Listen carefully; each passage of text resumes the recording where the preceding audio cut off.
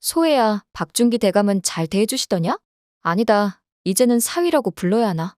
김소혜는 박준기와 첫날 밤을 보내고 다음날 친정에 인사를 드리러 갔다가 아버지 김낙수가 신난 것을 보고는 어떻게 친아버지란 사람이 딸을 팔아놓고는 일이 뻔뻔하게 굴 수 있는지 믿을 수가 없었죠. 돈만 많았지 명예와 권력이라고는 없어. 평생 콤플렉스를 느끼며 살아온 건 알았지만 그렇다고 그깟 관직이 뭐라고 한양의 노른자 땅과 딸까지 상납해가며 관직을 얻으려고 노력했던 것인지 도저히 이해가 가지 않았습니다. 하지만 곧 지방의 현감 자리를 내어준다는 박준기의 약속에 입이 귀에까지 걸린 김낙수는 김소혜의 말이 귀에 들어오지 않았어요. 그렇게 김낙수가 신이 나서 어깨를 들썩이자 화가 잔뜩 난 김소혜가 김낙수에게 따져 묻길. 정말 똥멍충이도 이런 똥멍충이가 없으시네요. 구더기에게 똥물을 뒤집어 쓴 건 저인데 왜 아버지가 먼저 똥멍충이가 되신 겁니까? 한양 노른자 땅에 기와진 몇 채면 그깟 관직으로 얻는 봉급 따위와는 비교가 되지도 않을 정도의 재산입니다. 도대체 그깟 현감 자리 하나가 뭐라고 애지중지 키운 하나밖에 없는 딸과 한양의 노른자 땅까지 상납해가며 저를 박준기의 첩으로 들이신 겁니까?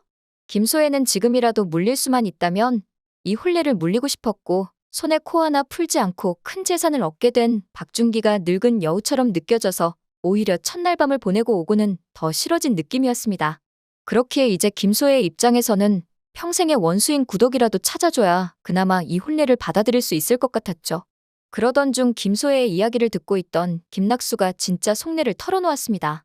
소혜야, 내가 아직 어려서 모르나 본데 현감 자리 하나를 통해서 내가 축적할 수 있는 재산이 얼만 줄 아느냐? 한양에 기와진 몇 개?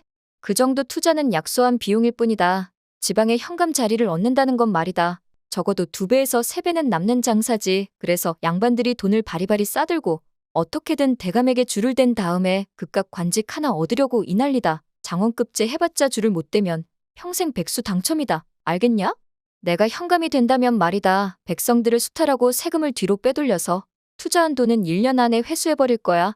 이 정도로만 해도 본전은 치고도 남는단다. 근데 이번 관직으로만 끝이 아니고 몇 번은 더 관직을 주신다 하셨으니 이처럼 남는 장사가 어디 있더냐? 그러니까 너도 이제 군소리 말고 박준기 대감 옆에 딱 붙어서 알랑방구도 좀 끼고 하면서 애교도 좀 부리고 좀 해라. 어디 여자애가 애교라고는 하나도 없어서. 김소혜는 돈에 눈이 먼 김낙수를 보면서 일이 한심한 것도 아버지다운 선택 같아 보였고 그래도 손해나는 장사는 안 했으니 그나마 덜 똥멍충이 같아 보였죠? 김소혜는 늙은 박준기에게 시집간 이 원통함을 풀려면 구덕이라도 잡아와야 직성이 풀릴 것 같았고 김낙수에게도 박준기에게 한 것과 같이 한 가지 부탁을 했습니다. 알겠습니다. 이왕 이렇게 된 거 대신 아버지는 지방에 현감으로 가 계시면서 그 고을에 구덕이 그게 있는지 없는지나 꼭 좀 찾아봐 주시기 바랍니다. 그게 늙은 여우에게 저를 시집 보낸 아버지가 해줄 수 있는 유일한 보상이니까요. 김낙수는 아직도 구덕이에게 집착하는 김소혜를 보면서 한심하다 여겼고 그렇게 두 부녀는 서로를 한심하게 여기며 인사를 마치고 헤어졌습니다. 김소혜는 정정당당하게 과거 급제를 보지 않고 돈으로 관직을 사는 아버지를 보면서 요즘 과거 급제가 그리 어려운 것인가 몸종에게 물어보았고 몸종은 집으로 돌아가는 길에 과거 시험 보는 곳에 한번 같이 가보자 하였죠. 그런데 그곳에는 시험을 보기 위해 옥태영과 천승희, 식솔들이 모여 있었습니다. 식솔들은 천승희를 응원하면서 큰서방님 장원급제하라고 소리를 높였고 사람들의 응원을 받으면서 천승희는 시험장으로 들어갔죠. 물론 시험 공부를 얼마 하지 못했기에 과연 급제를 할 수 있을까 하는 걱정들도 상당히 많이 있었지만 원래 공부를 안 해서 그렇지 상당히 좋은 머리를 갖고 있는 천승희는 이미 시험에 출제될 만한 내용들을 머릿속에 다 집어넣은 뒤였습니다. 그렇기에 자신감 있게 시험장으로 들어갔고 바로 그 시각 김소혜도 시험장 앞으로 오고 있었죠. 김소혜가 온다는 사실을 모르는 옥태영은 큰 목소리로 성윤겸을 외쳤고 어디선가 구더기의 목소리가 들려오자 김소혜는 두 눈을 동그랗게 뜨고 주변을 둘러보기 시작했습니다. 이거 분명히 구더기 목소리인데? 구더기 이거 도대체 어디 있는 거야? 그렇게 김소혜는 구더기의 목소리를 쫓아 옥태영 앞으로 점점 더 다가왔고 두 사람의 거리는 이제 곧 1미터도 안 남아 보였습니다. 아무것도 모르는 옥태영이었기에 들키는 건 시간 문제처럼 보였죠. 하지만 다행히 옥태영은 시험장 앞에서 천승희의 급제를 위해 기도를 드리고자 두 손을 모으고 눈을 감고 고개를 숙였고 그 순간 김소혜가 그 앞을 슝 지나갔습니다. 옥태영이 눈을 뜨고 고개를 들었을 때는 이미 김소혜는 멀리 사라진 뒤였죠. 그렇게 김소혜는 또 옥태영을 놓치고는 허탈해하며 박준기의 집으로 돌아갔습니다. 얼마 후 천승희는 과거에 급제했다는 놀라운 결과를 듣게 되었고 이 기쁜 소식을 옥태영에게 알리고자 불이 나게 집으로 달려왔습니다. 천승희의 급제 소식을 가장 믿지 못하는 한 사람이 있었으니 바로 만석이었고 만석이는 입이 개구리만큼 나와서 말하길 이게 말이 돼? 이게 말이 되냐고. 아니 송서인으로 살 때는 대감마님께서 그렇게 공부 좀 하라고 해도 안 하더니 어떻게 구더기가 공부하라고 하니까 이렇게 좋은 결과를 단번에 낼 수가 있는겨? 난 도저히 믿을 수가 없네. 한편 천승희의 합격 소식을 들은 옥태영은 천승희가 장에 머리를 쓰다듬어 주었고 그렇게 인사 한번 해주고는 곧바로 외지부 일에만 집중했으니 섭섭해진 천승희가 입을 삐죽 내밀며 말하길 부인 정말 너무하신 거 아닙니까? 과거에 급제하겠다고 몇 달 동안 부인이랑 어디 한번 놀러가지도 못하고 골방에 틀어박혀 공부만 했지 않았습니까? 그러니까 급제 소식을 들었으니 이제부터 며칠이라도 저와 함께 즐거운 시간을 보내주셔야지요. 이럴 줄 알았으면 내 괜히 급제했습니다. 그러자 옥태영이 어쩔 수 없다는 듯이 씁쓸한 미소를 지으며 천승희에게 말하길 저도 그러고 싶지만 어쩔 수가 없습니다.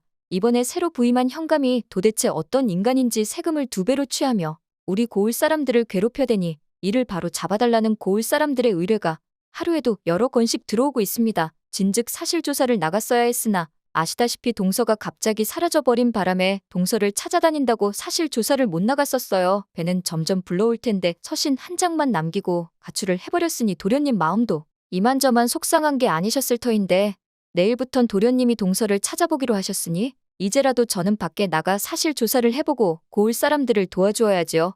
서방님께서는 공부하느라 힘드셨을 테니 지금부터라도 푹 좀 쉬세요. 그렇게 옥태영은 외지부 일을 다시 시작했고 새로 부임한 현감이 상당히 악랄한 인간으로 고을 사람들에게 큰 피해를 주는 게 사실임을 확인하고야 말았죠. 또한 현감이 관직을 돈으로 주고 샀다는 소문이 일파만파 커지고 있었으며 만약 이게 진짜라면 장원급제를 하고도 백수로 놀고 있는 도련님 같은 피해자들이 생각보다 더 많을 것 같았다는 생각이 들어 아예 새로 부임한 현감을 발고하여 파직시켜야겠다는 생각까지 하게 되었습니다. 하지만 옥태영은 마지막으로 현감에게 한 번 더 기회를 주자는 생각이 들었고 그렇게 고을 사람들을 대표하는 외집으로서 당당하게 현감을 만나러 갔습니다. 하지만 그 자리에서 현감의 얼굴을 보고는 그만 들고 있던 서류 뭉치를 떨어뜨리고야 말았죠. 깔끔하고 교양 있는 양반이 된 구더기를 김낙수는 전혀 알아보지 못했지만 옥태영은 김낙수의 얼굴을 똑똑하게 기억했으니까요. 옥태영은 황급히 관할을 나와 집으로 왔고 김낙수는 그제야 구더기의 얼굴을 기억해내고는 그녀를 잡아오라 관군들을 내보냈습니다. 결국 노비의 신분을 속이고 양반인 척 한 죄로 옥태영은 옥사에 갇히고 말았습니다. 이러한 사실을 알게 된 천승희는 당장 옥으로 가서 옥태영을 구하려고 했지만 만석이가 온몸으로 천승희를 막으며 말하길 단장님, 지금 구더기 구한다고 갔다가는 단장님도 끝이고 구더기도 끝이에요. 도움을 주는 게 아니라 오히려 구더기를 사지로 밀어넣는 거라고요. 단장님은 송서인 때 얼굴이랑 똑같아서 가자마자 바로 들킨다니까요. 그렇게 옥사에 갇힌 옥태영을 걱정하며 밤새 한숨도 자지 못한 천승희는 갑자기 만석이도 대동하지 않은 채 정기수 때 사용하던 도구들을 가지고 한양으로 올라갔습니다. 그리고 한양 궁 앞에서 즉석 공연을 펼쳤으니 바로 돈으로 관직을 산 현감과 싸우다가 옥에 갇힌 외지부 여인에 관한 이야기였죠. 궁 앞에서 현실을 비판하고 풍자하는 공연이 펼쳐진다는 소문이 들리자 박준기는 천승희를 옥사에 가두려 하였으나 백성들의 강력한 저항으로 인하여 천승희는 무사히 탈출할 수 있었고 이에 관한 소문은 임금의 귀에까지 들어갔습니다. 결국 임금의 앞에까지 불려가 공연을 하게 된 천승희는 돈으로 관직을 산 김낙수와 이를 막으려는 외지부 옥태영에 관한 감동적인 공연을 펼쳤고 임금은 이 문제의 심각성을 인지하고는 청수연의 암행어사를 급파하여서 김낙수를 현감 자리에서 파직하고 옥태영을 풀어주라 명령하였죠. 또한 뇌물을 받고 관직을 주는 박준기에게는 전 재산을 다 몰수하고 식솔들과 함께 땅끝에 있는 섬으로 유배를 보내어 그곳에서 죽을 때까지 나오지 못하게 하라 명했습니다. 그렇게 김소에도 땅끝 외딴 섬에 갇히게 되어 다시는 옥태영을 찾아올 수 없게 되었답니다. 오늘 영상 재밌으셨다면 구독과 좋아요 부탁드려요.